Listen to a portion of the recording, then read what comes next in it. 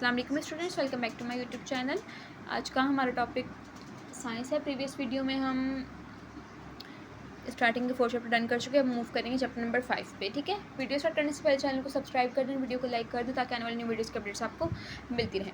Chapter का नाम है matter is particle. Matter make up almost everything in the universe. Matter जो है दुनिया की हर चीज़ बनाता है। मैटर क्या होता है मैं आपको अपनी वर्डिंग से बताती हूँ, देन आप चैप्टर पर लाइन्स पढ़ लीजिएगा। मैटर जो है वो चीज़ जो इसके पास वज़न हो और वो जगह घेरे। दुनिया की हर चीज़ ऑब्वियसली सी बात है, आप किसी नुक्ते को भी एक जगह रख रहे हैं तो वो भी कोई ना कोई जगह घेरेगा, चाहे वो नैनोमीटर की जगह घेरेगा, लेकिन जगह वो लाजमी घेरेगा। ठीक है, वो चीज़ जिसके पास स्पेस हो, जिसका मास हो, वज़न हो और वो जगह घेरे, उसे आप मैटर कहते हैं। ठीक है, मैटर जो है वो पार्टिकल से मिलकर बना होता है। तीन तरह के पार्टिकल से मिलकर बनता है, एटम से, मॉलिक्यूल से और आयन से। ठीक है, अच्छा, अब एटम जो है वो सबसे छोटा पार्टिकल है, वो उसको आप केमिकली भी नहीं तोड़ सकते ना फिजिकली तोड़ सकते। ठीक है, मॉलिक्यूल जो 2-3 एटम के मिलाने से बनता है और आयंस एटम या ग्रुप ऑफ एटम के ऊपर चार्ज आने से बनता है, इलेक्ट्रिकल चार्ज प्लस या माइनस। मैंने केवल डेफिनेशन पढ़ लीजिएगा, इसके अंदर यही बात है।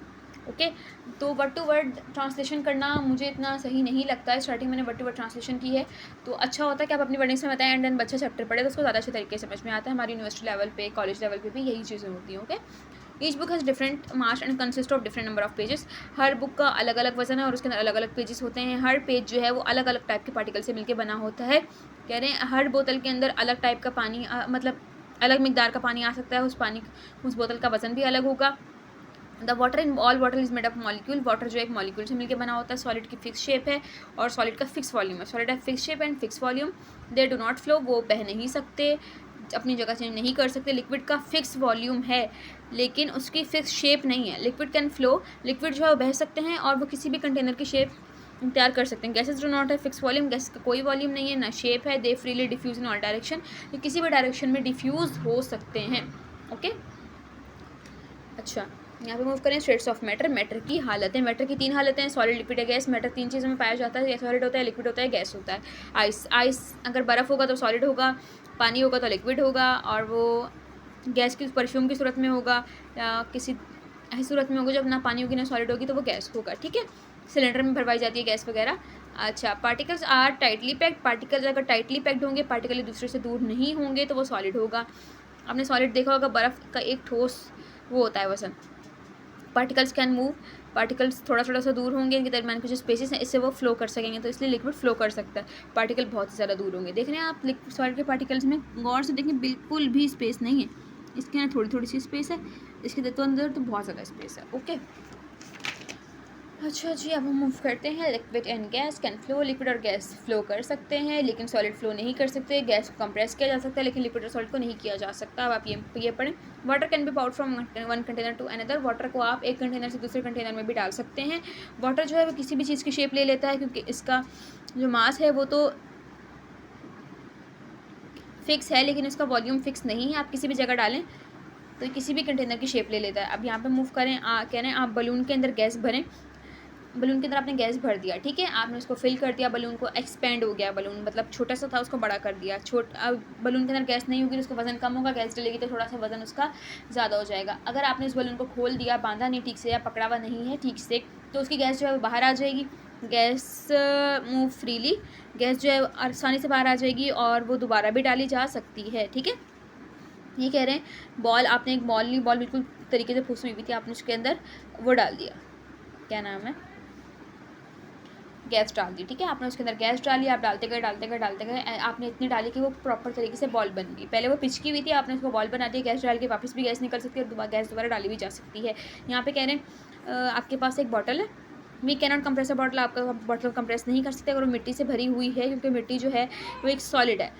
अब मिट्टी सॉलिड है, मिट्टी के पार्टिकल्स जो हैं वो एक दूसरे से बहुत ज़्यादा जुड़े हुए हैं, इस वजह से वो मूव नहीं कर सकते। इसलिए आप उस बॉटल को कभी भी आप पिचका देते हैं ना बॉटल को ऐसे कर करके, तो पिचका नहीं सकते। ओके, बच्चों की आदत होती है कि वो बॉटल को लेके ऊपर चढ़ जाते हैं, बॉटल को बिल्कुल पिचका सा देते हैं। Particles theory of matter, particle theory of matter जो है वो हमें बताती है कि लिक्विड की क्या शेप है, गैस की क्या शेप है और सॉलिड की क्या शेप है।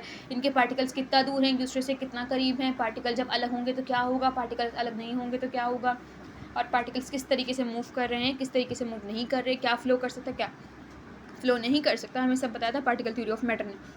In liquids and gases, liquid और गैसेज में पार्टिकल जो है आराम से मूव कर सकते हैं, अपनी जगह भी चेंज कर सकते हैं जैसे वो किसी चीज़ से हिट करते हैं, टकराते हैं। हम ये कह सकते हैं कि वो रैंडम मैनर के अंदर मूवमेंट करते हैं, ठीक है।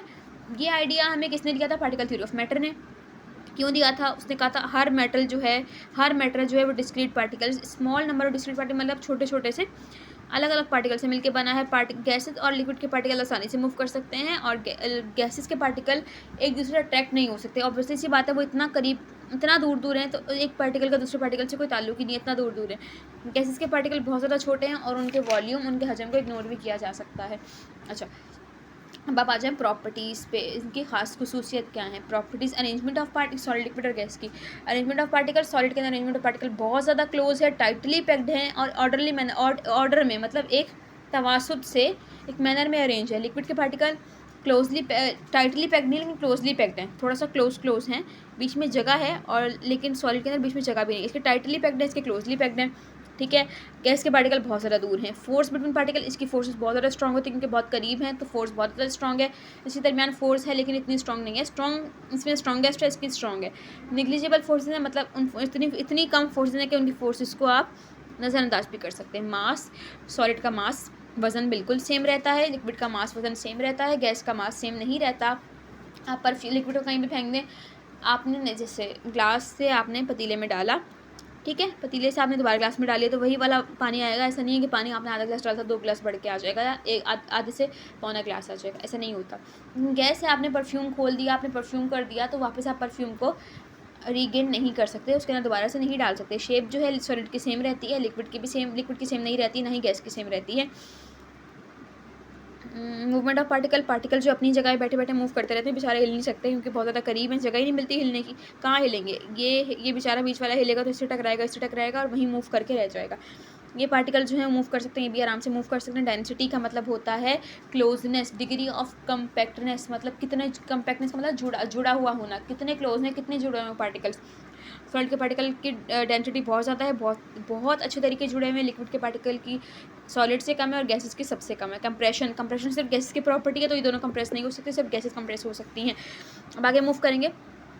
अब इस पैराग्राफ में लिखा हुआ है आप किसी भी स्टेट ऑफ मैटर को हीट दे के चेंज कर सकते हैं। अब कैसे? अब देखें, अब सॉलिड की स्टेट है, सॉलिड को आपने हीट किया तो आसानी से लिक्विड बन जाएगा। आप सॉलिड को लिक्विड बना सकते हैं, लिक्विड को गैस, गैस को सॉलिड, गैस को लिक्विड, आप कुछ और सॉलिड को डायरेक्टली गैस भी बना सकते हैं।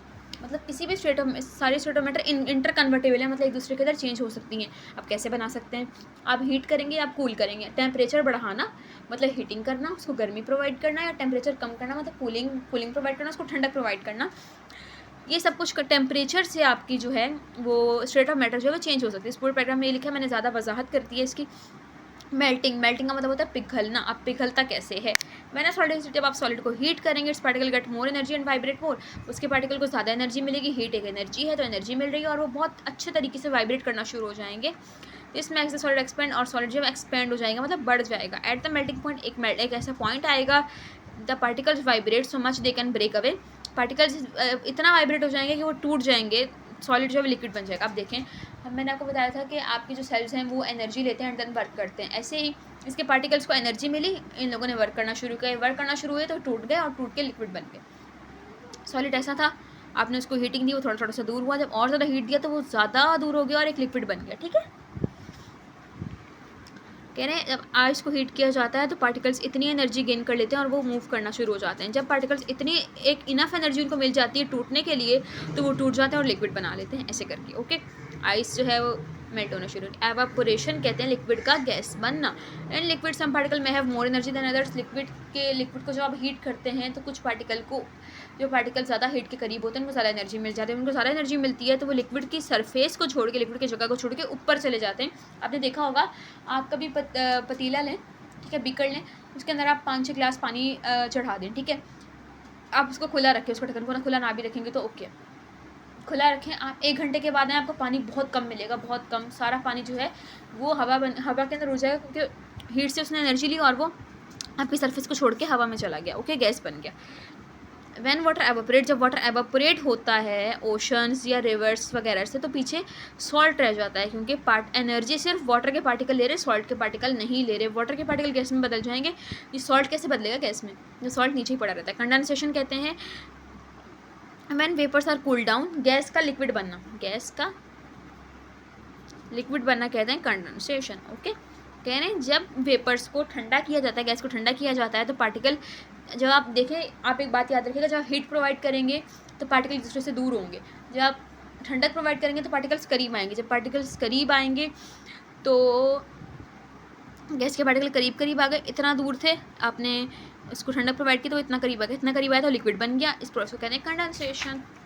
फ्रीजिंग, फ्रीज मतलब जमना, बर्फ़ जमना। व्हेन लिक्विड इज कूल्ड, जब आपने लिक्विड को कूल किया उसके पार्टिकल्स करीब आ गए, वही कंडेंसेशन वाली बात है। गैस के पार्टिकल करीब आए थे, लिक्विड बने थे, यहाँ पे लिक्विड के पार्टिकल करीब आके टाइटली पैक्ड हो जाएंगे और वो बन जाएंगे बर्फ़। सब्लिमेशन होता है सम सॉलिड्स, कुछ सॉलिड जो हैं जैसे कि ड्राई आइस, सूखी बर्फ़, उसको आप डायरेक्टली गैस में चेंज कर सकते हैं लिक्विड बने बगैर। सॉलिड का गैस बनना सब्लिमेशन कहलाता है। ब्राउनियन मोशन, ब्राउनियन मोशन, एक ब्राउनियन एक साइंटिस्ट था, रॉबर्ट ब्राउन उसका नाम था, एक वो बॉटनिस्ट था, ठीक है, एक साइंटिस्ट भी था। तो उसने ऑब्जर्व किया था पॉलन ग्रेन्स को। पॉलन ग्रेन्स आप समझते हैं, रिप्रोडक्शन में आपको पढ़ाया है ना, रिप्रोडक्शन को नहीं, पॉलन ग्रेन्स को माइक्रोस्कोप के अंदर रखा था 1827 के अंदर, और उसने बताया था कि ये रैंडम मोशन परफॉर्म कर रहे हैं, ठीक है, मतलब अपनी मर्जी से कहीं भी मूव करे जा रहे हैं। डिफ्यूजन, डिफ्यूजन का मतलब होता है फैलना, जितनी तेज़ी से हो सके उतनी जल्दी फैलना। यहाँ पे आपको एग्जांपल दी हुई है, कह रहे हैं आपने एक पानी का ग्लास लिया, आपने उसमें एक इंक का ड्रॉप डाला, एक में एक ब्लू का डाला, एक में रेड का डाला। अब आप इंक का ड्रॉप डालते जाएँ, आहिस्ता आहिस्ता आप डालते रहें और आप देखते रहें कि आप पहले डालेंगे तो वो हल्की सी स्प्रेड होगी और 1-2 मिनट बाद पूरा पानी जो है ब्लू या जो भी इंक डालेंगे तो वो हो जाएगा, पानी का कलर चेंज हो जाएगा। क्यों होगा? क्योंकि वो जो है आपने जो इसमें डाला है लिक्विड, वो पानी के अंदर डिफ्यूज़ हो गया। डिफ्यूज़ मतलब फैल गया। ओके, कह रहे हैं इस पूरे एग्जाम्पल में यही लिखा बस मैंने आपको बताया। Diffusion occurs due to browning motion of particle. Diffusion जो है ब्राउनिंग मोशन ऑफ पार्टिकल्स की वजह से होती है, क्योंकि पार्टिकल अपनी मर्जी से कहीं भी मूव कर लेते हैं। देखिए पहले आपने डाला था तो पार्टिकल ऐसे थे, ठीक है, जैसे आपने इंक डाली तो इनके पार्टिकल करीब करीब थे, फिर वो दूर दूर दूर दूर गए, पूरे के अंदर फैल गए। Particles mix by cooling with each other. Particles जो हैं वो एक दूसरे से कोलाइड किए, उसने इस दीवार से, मतलब कंटेनर की इस दीवार से टकराया तो इस तरफ गए, इस दीवार टकराया तो इस तरफ आए, इससे टकराया तो वहाँ गए, तो हर जगह ब्लू ब्लू ब्लू ब्लू होती गई, ठीक है। इस प्रोसेस को कहते हैं आप डिफ्यूजन। अच्छा, यहाँ पे आपको दिया evidence for the existence of particle in matter. Particle जो है वो मैटर में एग्जिस्ट करते हैं। यू ऑफन सी डस्ट, आप डस्ट के पार्टिकल्स को देखते हैं, स्मोक के पार्टिकल को देखते हैं, वो डांस कर रहे होते हैं एयर में। आपने देखा होगा, मैं भी कभी कभी गौर करती हूँ, कहती हूँ यार ये क्या है। जब आप सनलाइट में देखें, आप लेटे हुए हो, आप अपनी थोड़ी थोड़ी सी आंखें खोलें तो इसमें आपको लगेगा कि कोई ना कोई पार्टिकल यहाँ पे मूव कर रहे हैं, डांस, बिल्कुल डांस लग रहा होता है। वो डस्ट के पार्टिकल्स होते हैं। Dust and smoke are cluster of particle. Dust और स्मोक है वो क्लस्टर है पार्टिकल्स का। They dance around because they being bombarded by tiny particle in the air. जो इसलिए डांस कर रहे थे वो इतने हल्के होते हैं और हवा उनको उड़ा के कहीं भी लेके इधर उधर जा रही होती है। ओके, परफ्यूम को जब स्प्रे करते हैं तो उसकी स्मेल पूरे कमरे में फैल जाती है, पूरे रूम में फैल जाती है, because the particle of perfume mix with particle of air. क्योंकि पार्टिकल ऑफ परफ्यूम भी एक गैस है और एयर भी एक मिक्सचर ऑफ गैसेज है, तो दोनों गैस एक दूसरे में मिल जाते हैं और वो पूरे फिज़ा को क्या कर देते हैं, खुशबू वाला। कुकिंग अरोमा, कुकिंग की जो खुशबू है पूरी गलियों में फैल जाती है। आप घर में पका रहे हैं, वो गली तक खुशबू जाएगी। आप कभी आपको खुशबू आ रही है तो आप कहते हैं ना, बाहर मुझे लग रहा है सामने वाले को पराठा बन रहा है, पराठे की खुशबू आ रही है, बिरयानी बन रही है उन लोगों के, क्योंकि आपको खुशबू आ रही है। खुशबू बन उनके घर रही है, आपके घर कैसे खुशबू आ रही है? क्योंकि खुशबू जो है वो गैस का पार्टिकल है, ठीक है। खुशबू जो है वो गैस के पार्टिकल से मिल के, हवा के पार्टिकल से मिल के आपके घर तक आ जाती है। हवा जो है गैस को बहुत जल्दी डिसॉल्व करती है, क्योंकि हवा भी एक गैस है। And moving through the air, और एयर के जरिए आपके घर आते हैं, दे डिसॉल्व इन मॉइस्चर, और मॉइस्चर में डिसॉल्व हो जाती है, आपके एनवायरनमेंट में डिसॉल्व हो जाती है और आपकी नोज़ की लाइनिंग के पास आके आपको खुशबू प्रोवाइड करती है।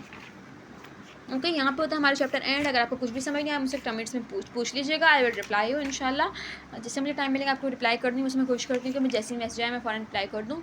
तो वीडियो को सब्सक्राइब कीजिएगा, वीडियो को लाइक कीजिएगा, चैनल को सब्सक्राइब कीजिएगा, ताकि आने वाली न्यू वीडियोज़ के अपडेट्स आपको मिलती रहें।